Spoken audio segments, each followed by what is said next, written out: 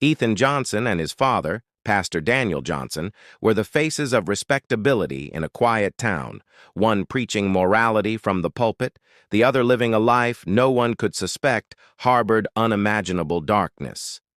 In a quiet suburban town, the Johnson family was the picture of perfection.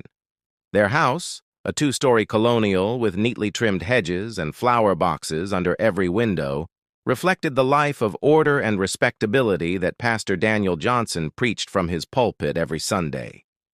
The town admired him for his unwavering commitment to faith, his eloquent sermons, and his reputation for helping those in need.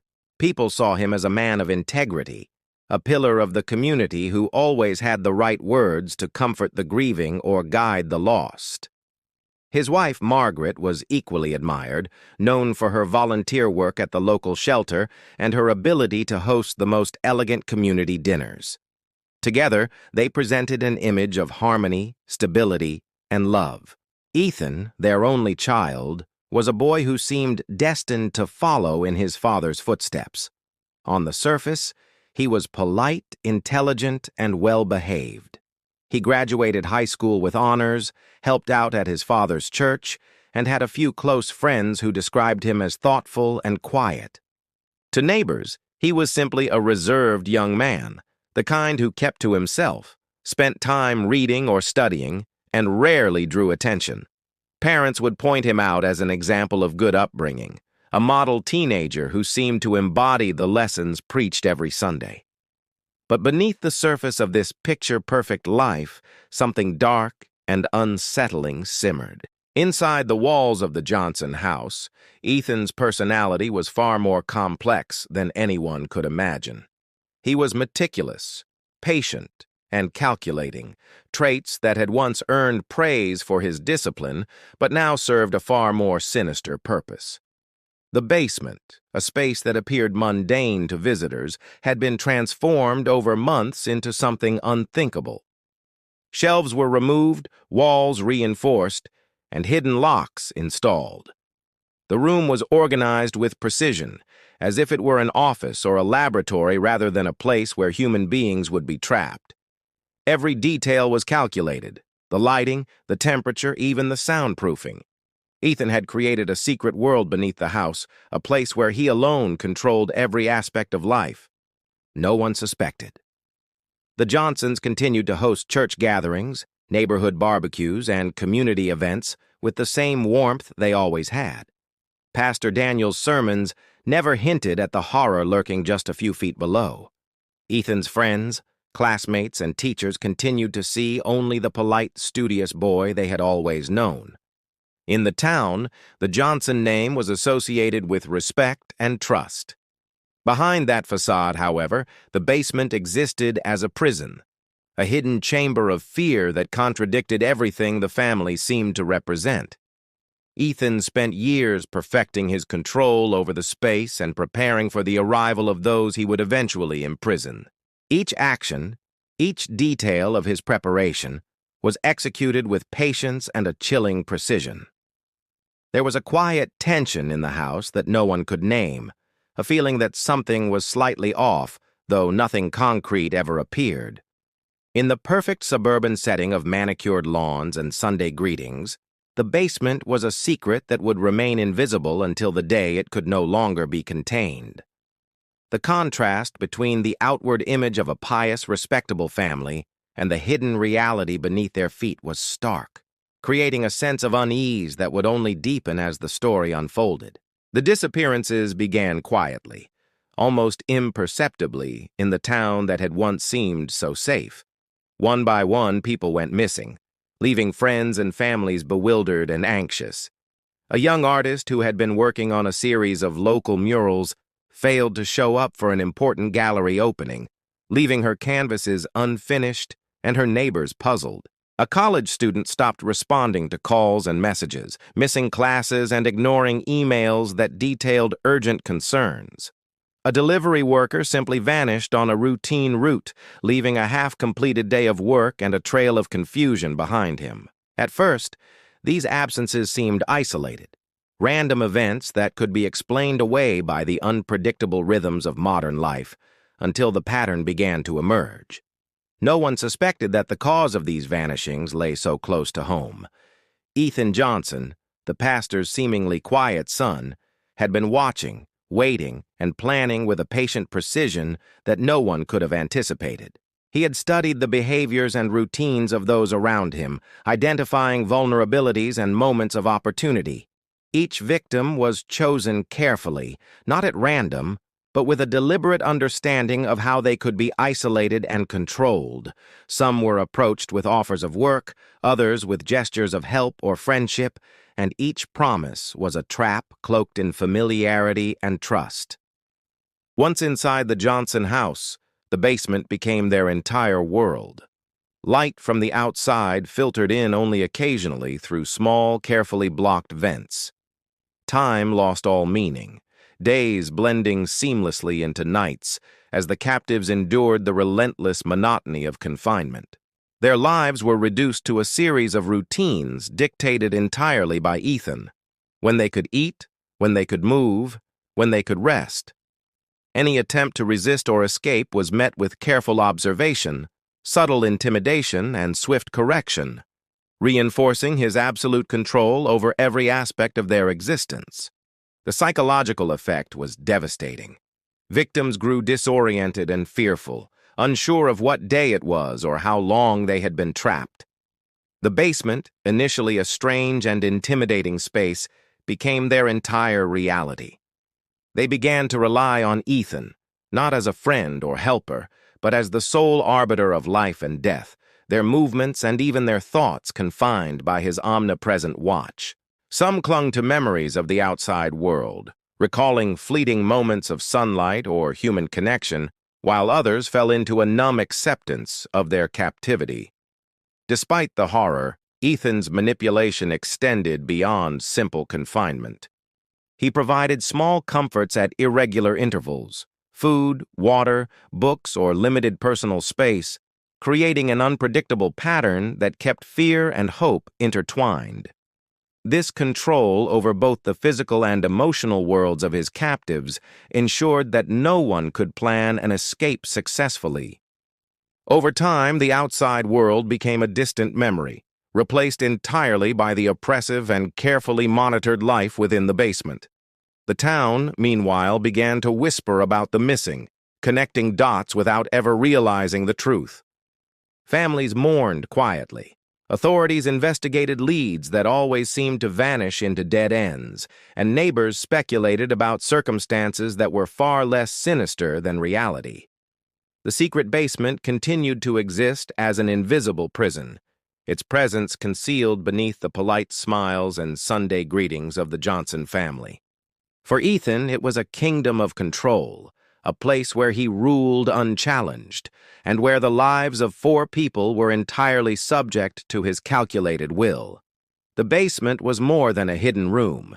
It was a carefully constructed prison designed to strip away freedom and instill absolute dependence. Ethan had spent months planning its layout, turning what once might have been a storage space into a controlled environment where every aspect of life could be dictated. The walls were reinforced with layers of soundproofing, so no cries for help could reach the outside world.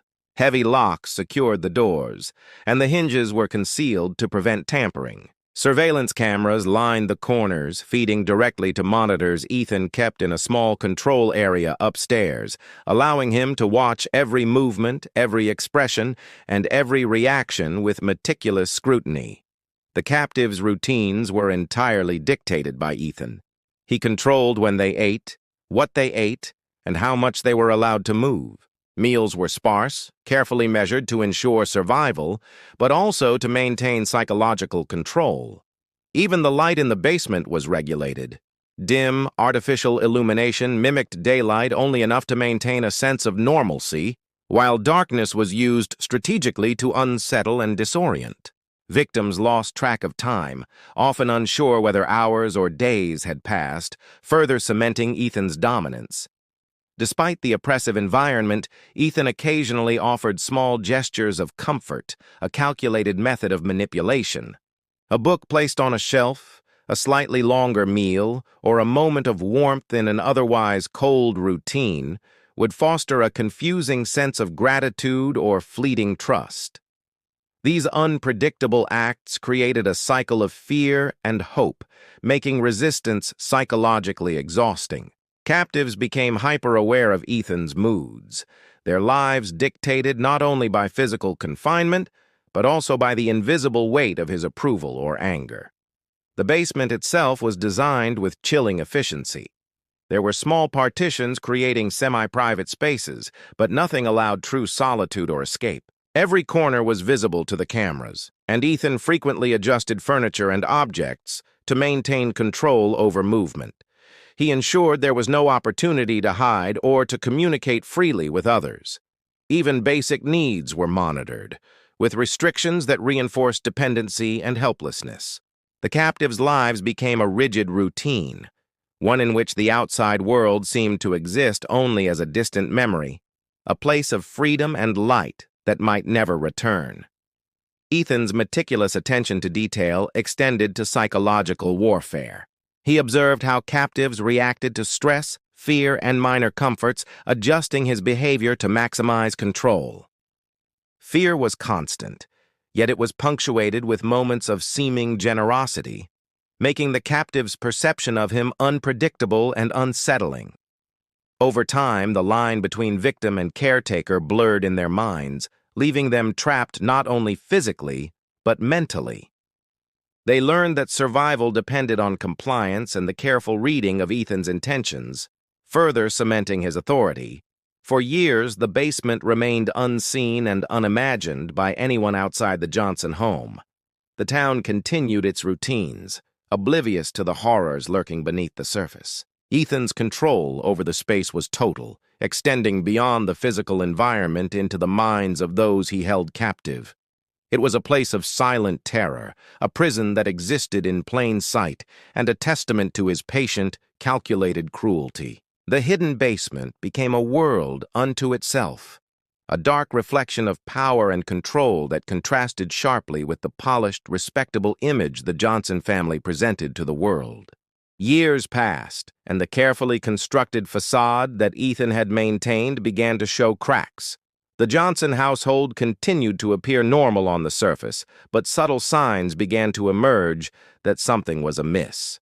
Neighbors noticed Ethan's strange habits, late-night trips, often returning with bags that no one could identify, deliveries that seemed excessive for a single household, and an occasional odor that lingered around the property, faint but unsettling.